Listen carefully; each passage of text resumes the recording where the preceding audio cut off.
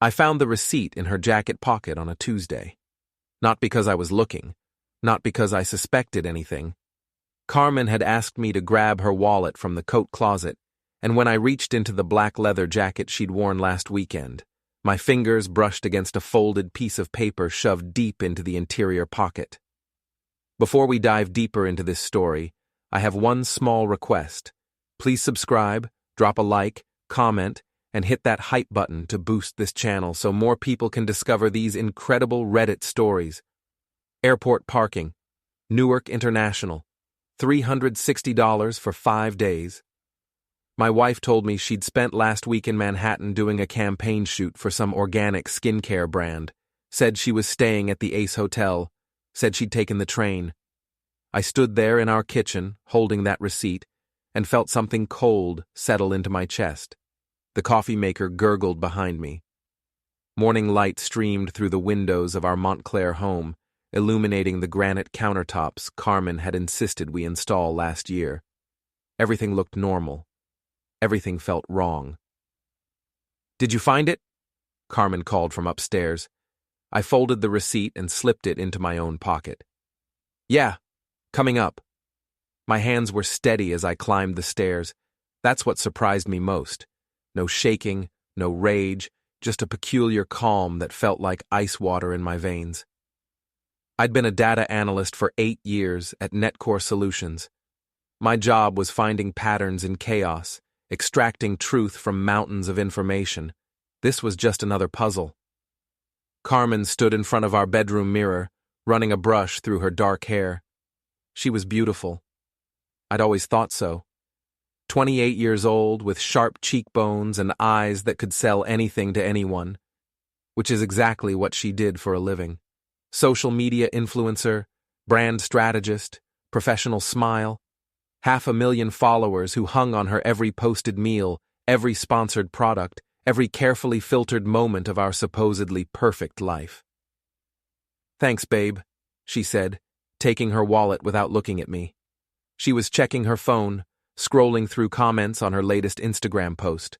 Some sunset photo from last week, location tagged, New York City. "How was the shoot?" I asked. "Exhausting. The creative director was a nightmare. We did like 40 takes of me washing my face." She laughed, that practiced influencer laugh that sounded genuine if you didn't know better. "But the pay is good, so whatever." I nodded, watched her apply lipstick, noticed she was wearing the earrings I'd bought her for our anniversary last year. "I'm heading to the office," I said. "Got that presentation at 11. "Good luck. Kill it." She kissed my cheek, leaving a faint pink mark that I'd wipe away in the car. I didn't go to the office. Instead, I drove to a coffee shop in Newark, opened my laptop, and started digging. Carmen didn't know what I was capable of when I wanted to find something. She thought I just crunched numbers and built dashboards. She didn't know about the side projects, the security consulting I'd done for extra cash, the little gray area skills I'd picked up over the years. Her iCloud account took me 20 minutes to access. We'd shared passwords once, years ago, back when we were actually honest with each other. She'd changed hers, but people are predictable. Third guess, her childhood dog's name plus her birth year. The photos loaded slowly. Paris, not Manhattan, Paris, the Eiffel Tower at sunset, champagne in a room at the Ritz, Carmen laughing, her head thrown back, wearing a dress I'd never seen. And next to her, his arm around her waist, was Vincent Owens. I remembered Vincent from Carmen's college stories, the ex-boyfriend she'd mentioned casually, always with a dismissive wave. We dated sophomore year. It wasn't serious. He'd become some kind of venture capitalist or private equity guy, rich, connected, the kind of man who summered in the Hamptons and wintered in Aspen, the kind of man who could afford 5 days at the Ritz. I scrolled through dozens of photos, candlelit dinners, morning croissants in bed, his lips on her neck, her hand on his chest. My wife, my Carmen, looking happier than I'd seen her in months, maybe years. The last photo was time-stamped 3 days ago. They were at the airport, his arms wrapped around her, both of them smiling like teenagers. The caption, unsent, still in drafts. Sometimes the universe gives you a second chance. I closed my laptop and stared at the coffee shop wall. A woman at the next table was arguing with someone on her phone about custody arrangements. A barista called out a mobile order. Outside, traffic crawled down Broad Street. The world continued like nothing had changed, but everything had changed. I pulled up our joint checking account on my phone, the one we used for household expenses, vacations, shared purchases. The balance made my stomach drop. $15,000 gone in the last 2 weeks. Withdrawals I hadn't made, transfers I hadn't authorized. I traced them. Not hard when you know what you're looking for. Luxury hotel charges, first-class flights. A jewelry purchase at Cartier, $7,000 for something I'd never seen her wear around me. She'd been planning this. Not just an affair, but an exit. Taking our money to fund her escape back to Vincent. Back to a life she thought she deserved more than the one we'd built together. My phone buzzed. Carmen.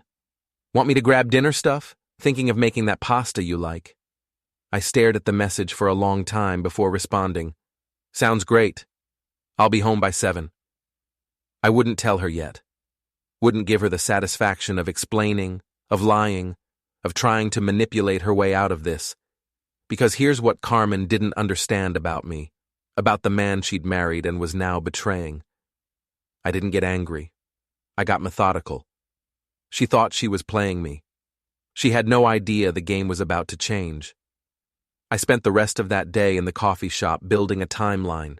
Every receipt, every photo, every credit card charge. The affair had been going on for 4 months. It started at a college reunion in August. She'd told me she was going alone, that I'd be bored. By September, they were meeting twice a week in Manhattan hotels. By October, she was flying to Paris with my money while telling me she was working.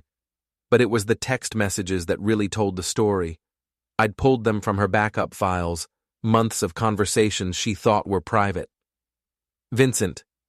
Leave him. You deserve better than some tech nobody. Carmen. It's complicated. The house, the accounts, everything's joint. Vincent. I'll take care of you. You know I will. Carmen. I know. God, I miss you. Why did we ever break up? Vincent. Because we were stupid kids. We're not stupid anymore. There were others. Plans to drain our accounts slowly, to make it look like business expenses. Discussion of how to leave me with nothing. How Vincent's lawyer could tie me up in court for years if I fought back. She wasn't just cheating, she was plotting. And she was doing it badly, leaving digital footprints everywhere because she thought I was too trusting, too naive, too in love to notice. I drove home at 6:30, stopped at the grocery store and bought ingredients for dinner like everything was normal. Walked through our front door and hung up my coat in the same closet where I'd found that receipt 8 hours ago. Carmen was on the couch, laptop open, editing photos. She looked up and smiled. Hey! How'd the presentation go? Really well. Johnson loved the new dashboard design. That's my guy. She closed her laptop and came over to kiss me. Her lips tasted like the mint tea she always drank in the afternoons. Let me help with dinner. We cooked together like we'd done 100 times before. She chopped vegetables while I boiled water for pasta. We talked about meaningless things, a movie she wanted to see, renovations our neighbors were doing, whether we should get a dog. Normal couple conversation. The kind of thing that would have made me happy a day ago. Now it just felt like rehearsal. Like she was practicing for the life she'd have with Vincent, the domestic goddess routine she'd perform for him once she'd finished destroying me. After dinner, we watched Netflix on the couch. She fell asleep against my shoulder halfway through some thriller she'd picked. I looked down at her peaceful face, her hair spilling across my chest, and felt absolutely nothing. That scared me more than the anger would have. I carefully extracted myself from under her and went to my office. The spare bedroom we'd converted when we bought the house, where I worked from home sometimes. Carmen never came in here. said it was too boring, too full of computers and cables and tech stuff she didn't understand. She should have paid attention. I spent the next 3 hours building a strategy. Not revenge, not yet. First, I needed to protect myself. I transferred half of our joint savings into a new account she couldn't access, documented every fraudulent charge she'd made, downloaded every conversation, every photo, every piece of evidence onto an encrypted drive.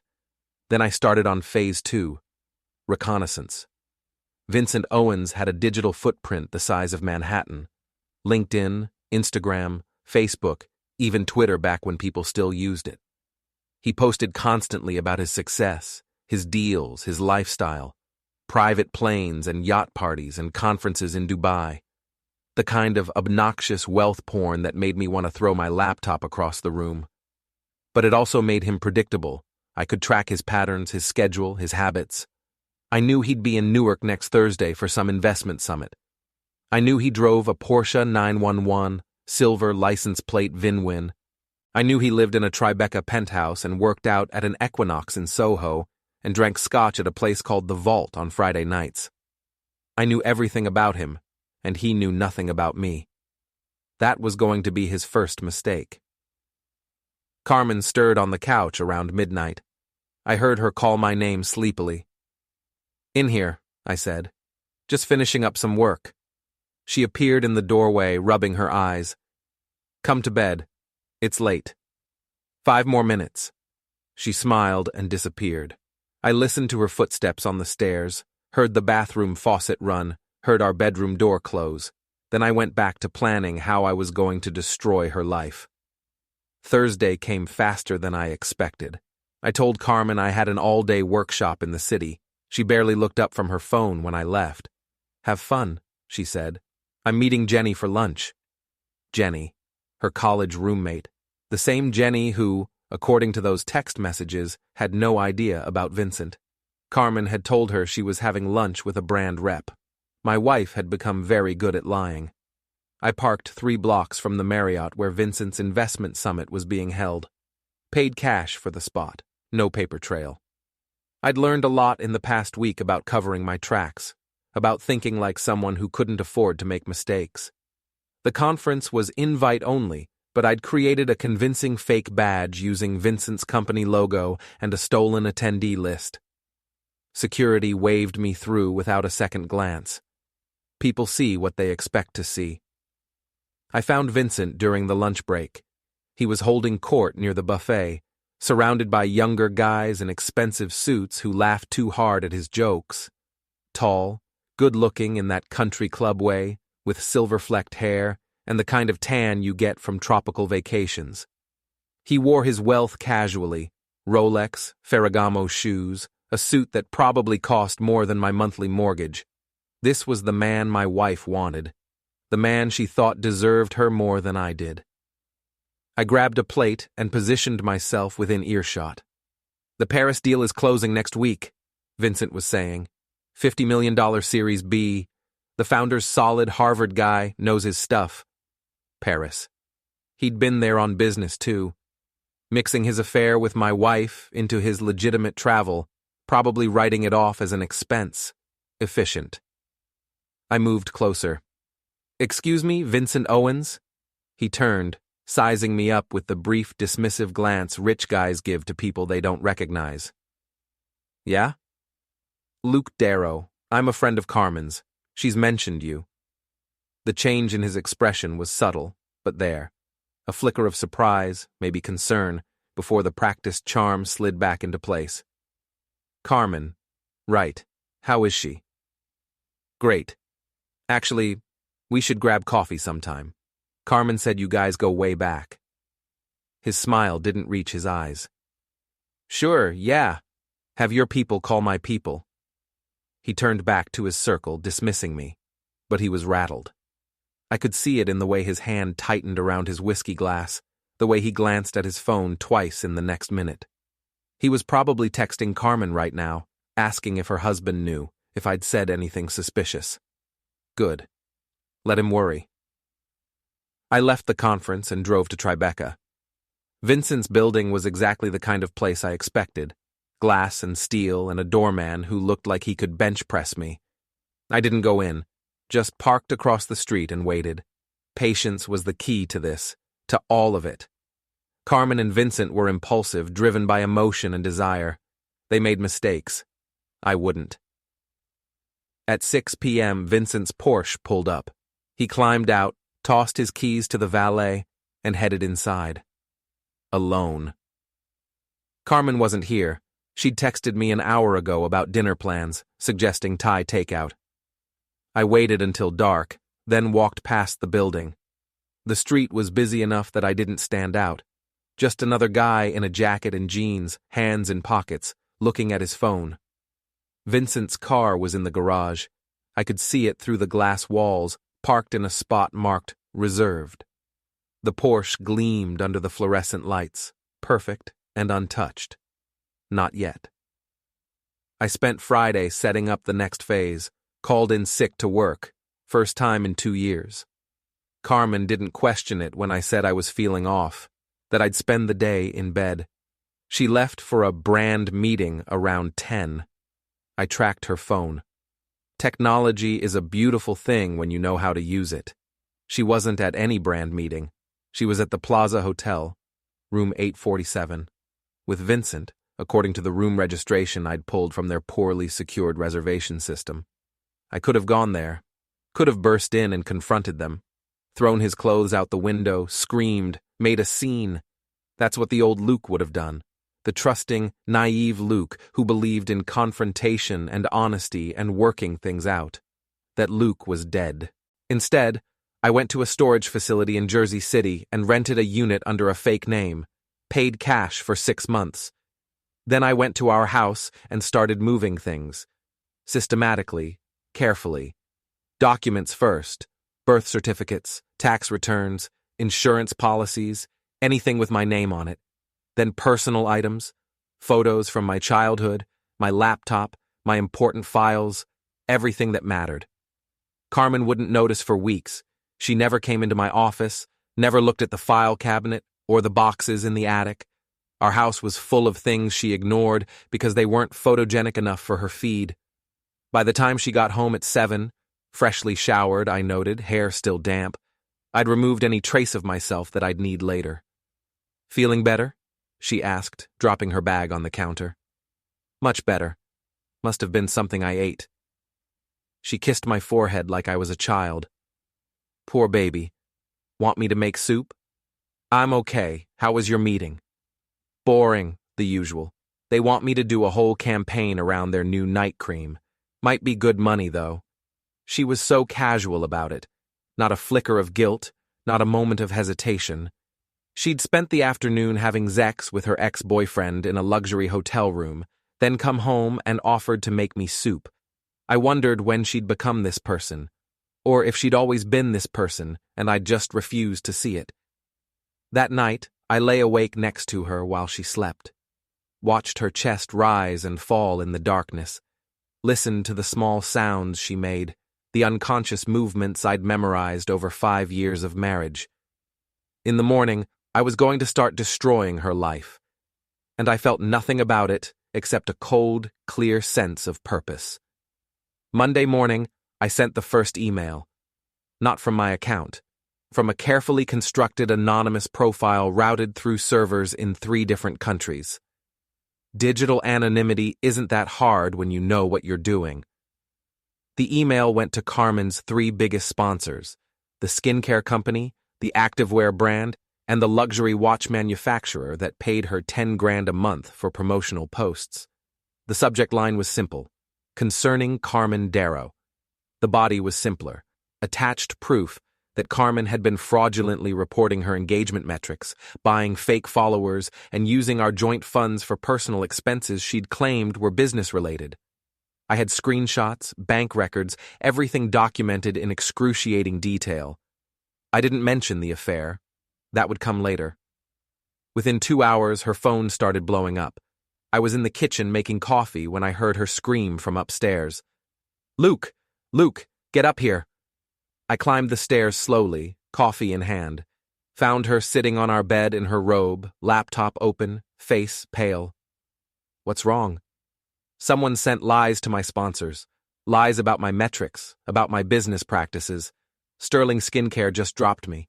They terminated my contract. I sat down next to her, put my arm around her shoulders. She was shaking. What? Why would someone do that?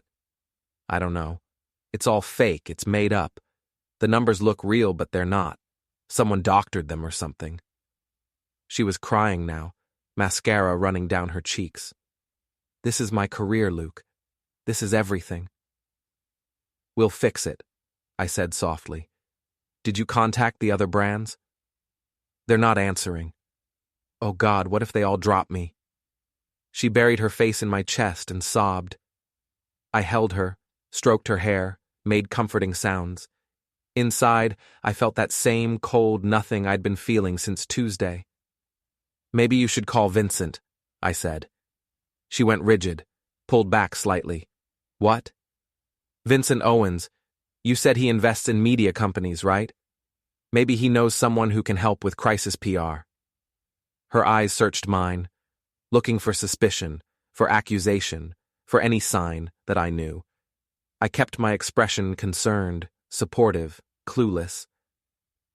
I haven't talked to Vincent in years, she said carefully. Oh, I thought I saw his name on your phone the other day. Must have been someone else. Must have been. She turned back to her laptop, fingers flying across the keyboard. Damage control mode. She was good at this, spinning stories, managing her image, controlling the narrative. She'd been doing it to me for months, but she couldn't control this, because by lunch, the second email would go out, and that one would be much worse. I went to work like normal, sat through meetings, responded to emails, acted like my marriage wasn't imploding. My phone buzzed constantly with texts from Carmen, updates on the situation, panic about money, questions about our savings. I responded to each one calmly, reassuring her that we'd be fine, that we had enough saved to get through this rough patch, that her career would recover. I didn't mention that I'd moved most of that savings into an account she couldn't touch. At noon, the second email deployed automatically. This time, it went to every media contact Carmen had cultivated over the years. Reporters, bloggers, industry insiders, other influencers. The subject line, The Real Carmen Darrow. This email had the affair. Photos from Paris, screenshots of her texts with Vincent, bank records showing she'd used joint marital funds, my money, to finance her luxury getaways. And the kicker, evidence that she'd been planning to leave me and take everything, backed by her own words in those text messages. I'd been careful to frame it as a public interest story, a social media influencer who preached authenticity and relationship goals while secretly living a lie, stealing from her husband, manipulating her followers. The kind of story that would go viral in hours. It did. By 2 p.m., Carmen's phone was dead. Too many calls, too many messages. She'd stopped answering hours ago. When I got home at 5, I found her curled up on our couch, surrounded by balled-up tissues, her laptop closed. It's everywhere, she whispered. Everyone knows. I sat down next to her. Knows what? About Vincent. About everything. Someone leaked our private messages, Luke. They leaked photos. They leaked everything. She looked at me with red, swollen eyes. I was going to tell you. I swear I was. It's not what it looks like. What does it look like? I made a mistake. Vincent and I reconnected at that reunion, and I got caught up in old feelings, and it was stupid. It was so stupid. But it didn't mean anything. Didn't mean anything? I kept my voice level. You went to Paris with him, Carmen. You spent $15,000 of our money. You were planning to leave. No. No. Those messages are out of context. I wasn't actually going to leave. I was just venting, just talking. People say things they don't mean. She reached for my hand. I let her take it. Her fingers were cold. Luke, please. I know I hurt you. I know I betrayed your trust, but we can fix this. We can go to counseling. We can work through it. I love you. I've always loved you. I looked at her for a long moment. This woman I'd married, who'd shared my bed and my life and my dreams. She was still beautiful, even with her face blotchy from crying. Still charismatic, even in the middle of her world falling apart. And I felt absolutely nothing. Okay, I said. Her eyes widened. Okay? We'll work through it. But you need to be honest with me, about everything. No more lies. She nodded frantically. Yes, anything. I'll tell you anything. Start with Vincent. How long has it really been going on? She hesitated, and I could see her calculating, trying to figure out how much I knew, how much she could still hide. 4 months, she finally said. Since the reunion. But we're done now. I told him it's over. I chose you. When did you tell him that? Today. After everything leaked. He won't answer my calls now anyway. He's probably furious. I almost laughed. She actually thought Vincent was angry at her. She had no idea what was coming for him next. We should probably talk to a lawyer, I said. About the money you spent. We might be able to get some of it back if we can prove it was unauthorized. I have texts with Vincent. He paid for some of it. Maybe we can go after him. Maybe. I stood up. I'm going to make dinner. You should rest. She caught my hand as I turned away. Luke, thank you for giving me another chance. I know I don't deserve it. I kissed the top of her head. We'll get through this. But we wouldn't, because tomorrow I was going to visit Vincent, and after that, neither of them would have anything left. Vincent's office was in Midtown, 47th floor of a glass tower with a view of Central Park. I walked in at 9 a.m. wearing my best suit, carrying a leather portfolio that made me look legitimate. I'm here to see Vincent Owens, I told the receptionist. Luke Darrow. He's expecting me. He wasn't, of course. But rich guys have assistants who handle their calendars, and assistants make mistakes. I was counting on the chaos of Carmen's scandal to have everyone distracted enough that I could slip through. It worked. The receptionist made a call, looked confused, made another call, then waved me toward the elevator. 47th floor. Someone will meet you.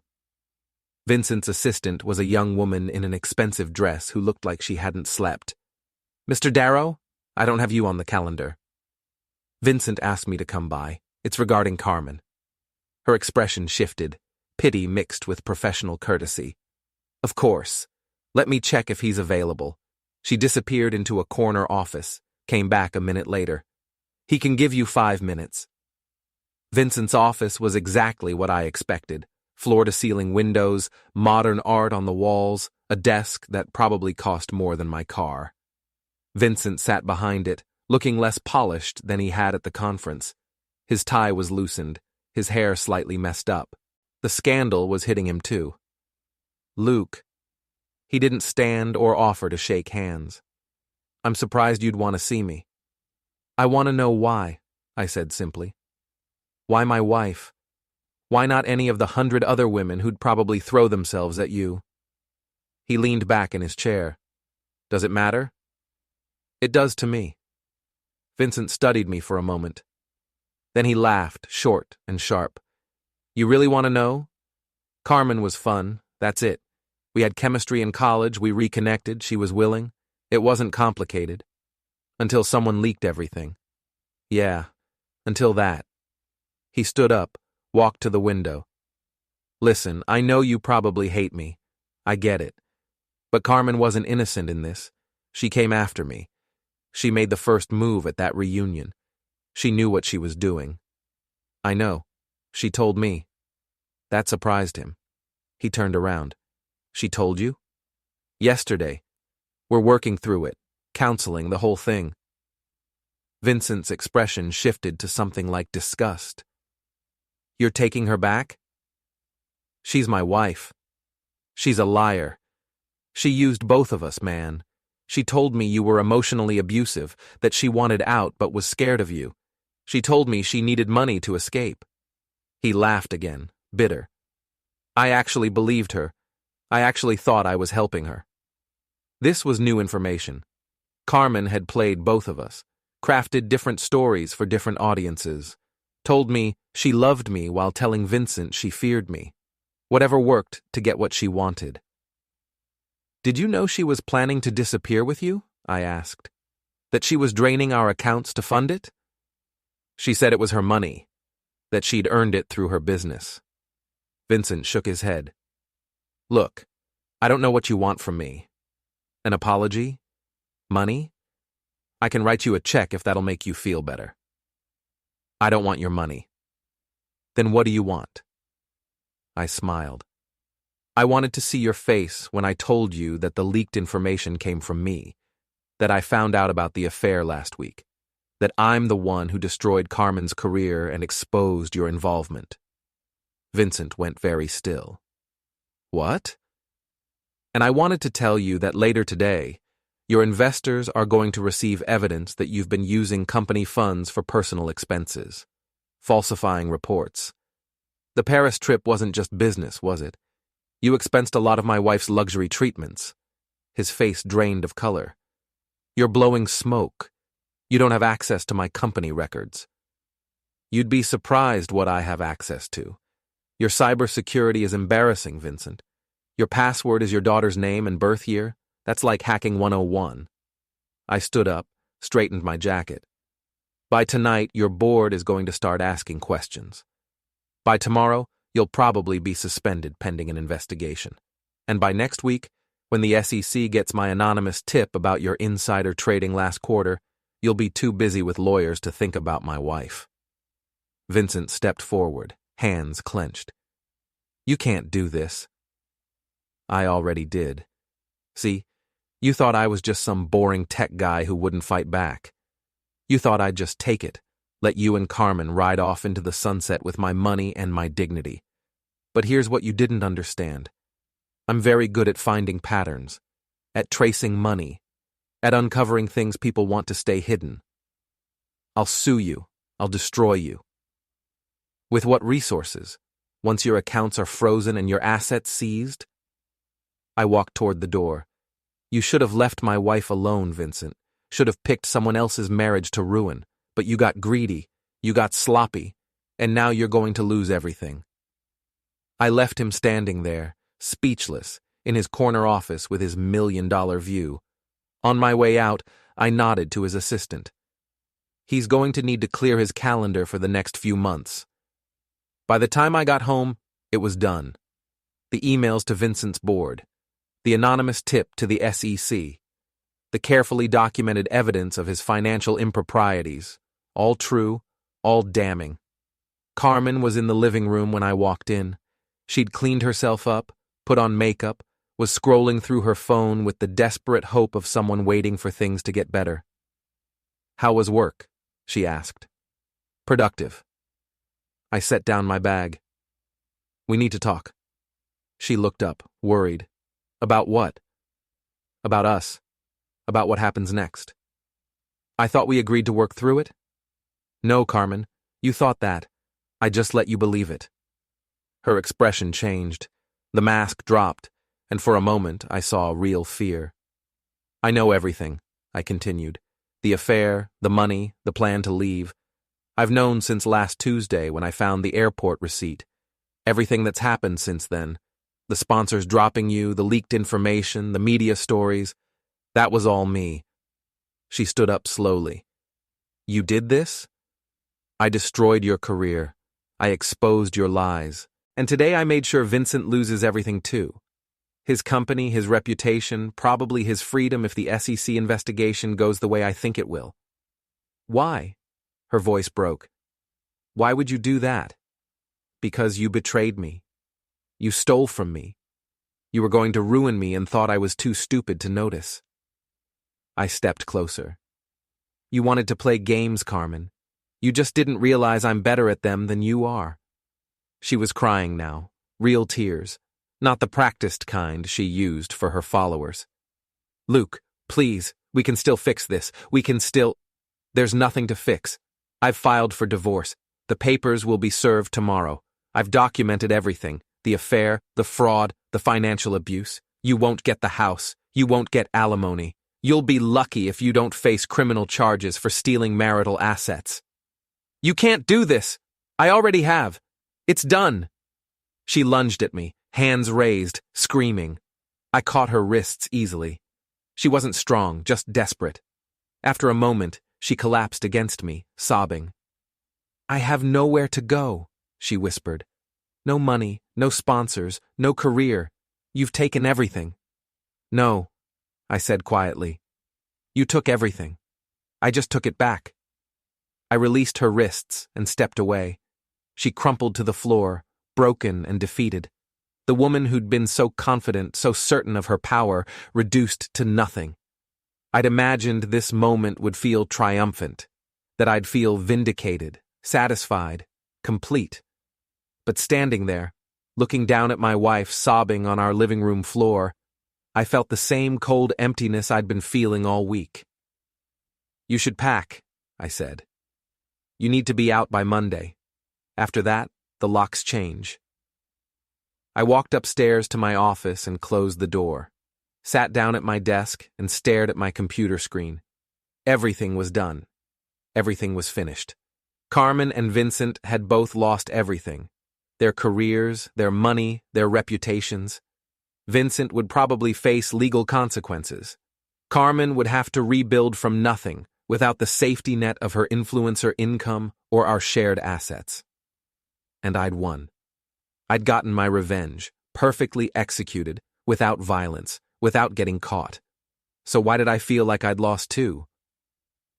Outside my office, I heard Carmen moving around, opening drawers, pulling clothes from closets, the sounds of a life being hastily packed up. In a few days, she'd be gone. In a few weeks, the divorce would be final. In a few months, this would all be a memory. I pulled up the encrypted files I'd kept of everything, all the evidence, all the emails, all the carefully planned steps that had led to this moment. Then I deleted them, one by one, until there was nothing left but empty folders and a clean slate. The story was over. The revenge was complete. Carmen and Vincent had faced the consequences of their choices, and I was alone in a house that felt too big, with a future that stretched ahead of me, empty and unknowable. I heard the front door slam, heard a car engine start and fade away down the street. The house fell silent. I sat there in my office, in the home we'd bought together, surrounded by the remnants of a marriage that had ended last Tuesday in a kitchen, while I held an airport receipt and felt my whole life crack apart. Carmen was gone. Vincent was ruined. And I'd gotten exactly what I'd wanted. It just didn't feel the way I'd thought it would. The reckoning was complete, but there was no satisfaction in it, only silence, and the cold certainty that some betrayals destroy everyone they touch, the betrayed and the betrayer both. I turned off my computer and sat in the darkness, listening to the house settle around me, and wondered what the hell I was supposed to do now.